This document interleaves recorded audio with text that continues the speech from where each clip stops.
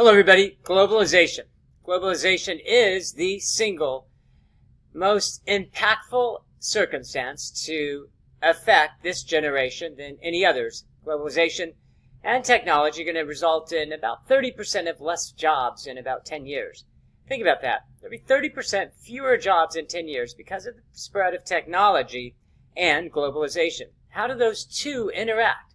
How does technology and globalization affect each other? Well, you can't have one without the other. And by one, we mean you can't have globalization. You can't have globalization without technology. And by technology, there's really two factors we're thinking about.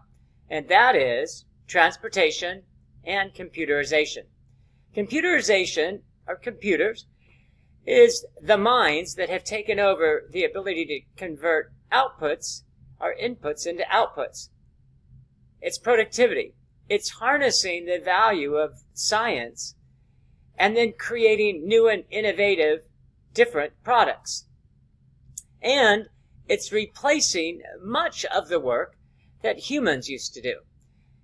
And so if you think of manufacturing and the robots that are used in automobile manufacturing, that's been happening for 20 and 30 years, in some cases longer.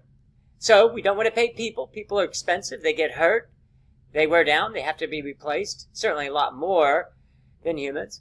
And so through computerization, through technology, we're able to create artificial humans in order to do the work. If we were talking about the mind, we'd be talking about artificial intelligence.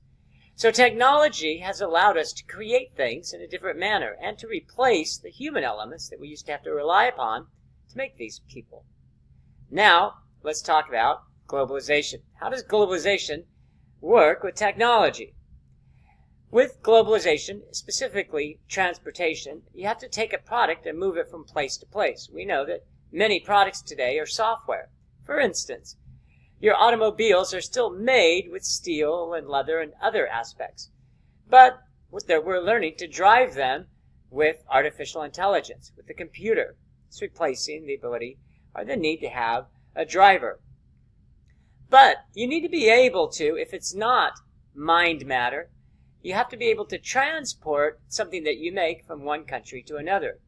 Because it's cheaper now to transport a product from country to country, the result is you can make something in another country, pay less for its labor, and then from there you can transport that product back.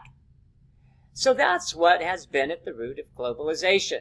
You have technology, or computerization, that has allowed you to make something at a less cost than before. It's less cost because you use fewer resources.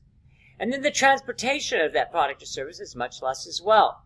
Those two factors result in goods and services being able to be made and sold nearly anywhere in the world. How does that impact our world? It impacts the people mostly, because there's just fewer employment prospects. You need people to design those robots.